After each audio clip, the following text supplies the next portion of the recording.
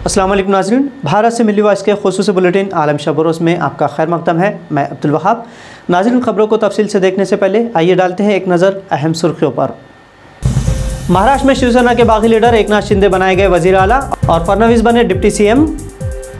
Alt news से शरीक बानी मोहम्मद जुबैर पुलिस रिमांड के खिलाफ दिल्ली हाईकोर्ट से रुजू, जुमा को होगी सुनवाई। ज़किया जाफरी केस से मुतालिक 304 वकला और समाजी कारकुनान का चीफ जस्टिस ऑफ इंडिया को ख़त, जताई गई तशवीश। भारतीय अवाम पर फिर जीएसटी की मार, पैक शुदा गोश्त, पनीर, मछली और दही महंगे, सस्ते होटलों में रहना किया गया मुश्किल। और अमेरिका और अफगानिस्तान की दोहा में मुलाकात, मुंजमद अफगान असासे जारी करने पर बातचीत मुतवक्के।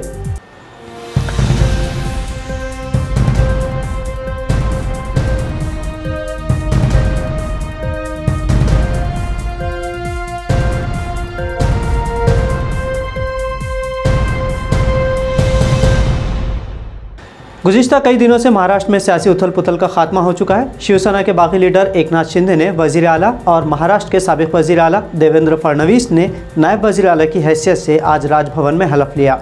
कभी ऑटो चलाकर ज़िंदगी बसर करने वाले एकनाथ शिंदे को शिवसेना ने शोहरत बख्शी, लेकिन उसी पार्टी से बगावत करते हुए एकनाथ शिंदे आज वज़ीर आला बन गए हैं।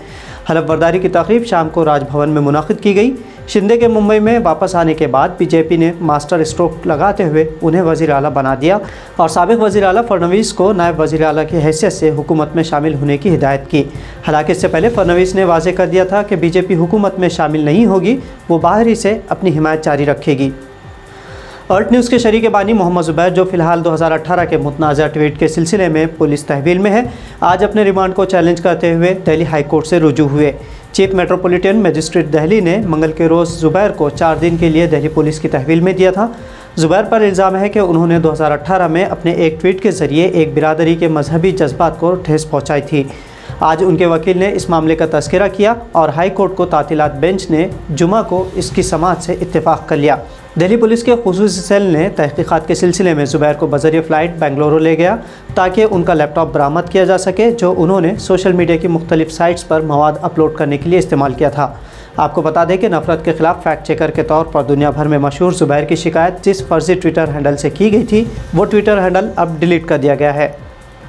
साल 2002 के गुजरात फसादात के दौरान एमपी एहसान जाफरी के कत्ल के मामले में सुप्रीम कोर्ट ने नरेंद्र मोदी को क्लीन चिट दी है।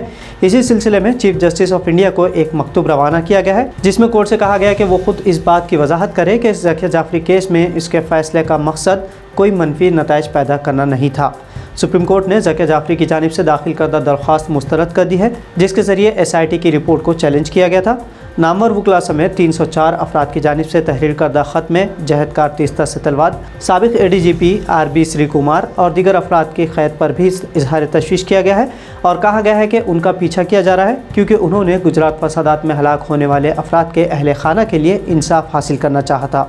ख़त में सीनियर एडवोकेट चंद्र उदय सिंह, आनंद ग्रोवर, इंदिरा जय सिंह और एडवोकेट संजय हेगड़े, अनस तनवीर और फजल अहमद अयूबी के अलावा अवानी बंसल और हिंदुस्तानी मौर्रख रामचंद्र गुहा समेत दीगर कईयों ने दस्तखत किए हैं।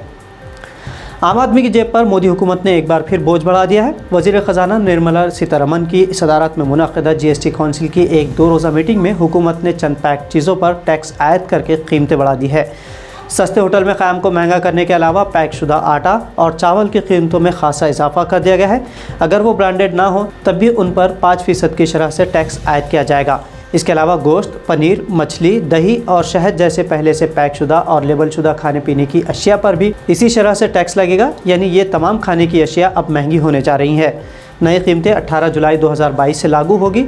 सीतारमन ने solar water heater, finished leather products पर 5% से बढ़ाकर 12% तक GST कर दिया है।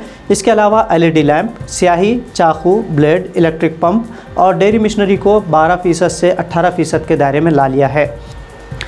नाज़रीन, इस बुलेटिन की आखिरी खबर अफगानिस्तान से है, जहां गुज़िश्ता हफ्ते आने वाले तबाहकुन ज़लज़ले के बाद इंसानी बहरान में मज़ीद शिद्दत आई है। इसी दरमियान अमरीका और अफ़गानिस्तान के हुक्काम इस हफ्ते के आखिर में दोहा में मुज़ाकरात कर रहे हैं। तवक्को की जा रही है कि इस मुलाकात में दोनों फ़रीक़ों की तवज्जो अफ़गानिस्तान की मईशत और बैंकारी पर आयद पाबंदियों जैसे उमूर पर मरकूज़ रहेगी। अमरीकी अखबार वाशिंगटन पोस्ट की एक रिपोर्ट के मुताबिक अमरीकी ओहदेदार अफगानिस्तान के साथ मिलकर ऐसा तरीक़ाकार वज़ा करने पर काम कर रहे हैं जिसके ज़रिए अफगानिस्तान के सेंट्रल बैंक को अरबों डॉलर के मुंजमद असासों के इस्तेमाल की इजाज़त दी जाए ताकि अफगानिस्तान में कई बरसों की जंग से पैदा होने वाली गुर्बत और भूख के बढ़ते हुए बहरान से निपटा जा सके। आपको बता दें कि 11 महीने कबल अगस्त में तालिबान के अफगानिस्तान पर कंट्रोल के बाद मगरबी मालिक ने मुल्क के सेंट्रल बैंक के तकरीबन 9 बिलियन डॉलर्स के असासे मुंजमद कर दिए थे। इनमें से ज़्यादातर अमेरिका के पास है। इसके अलावा मगरबी मालिक ने इमदाद पर इन्हिसार करने वाले मुल्क अफगानिस्तान के लिए माली इमदाद भी मुअत्तल कर दी थी। तो नाज़रीन, मिल्ली वॉइस के आलमी शब रोज़ बुलेटिन में आज इतना ही। मज़ीद खबरों के लिए मिल्ली वॉइस चैनल को सब्सक्राइब करना ना भूलें। अब अब्दुल वहाब को इजाज़त दीजिए। अल्लाह हाफ़िज़।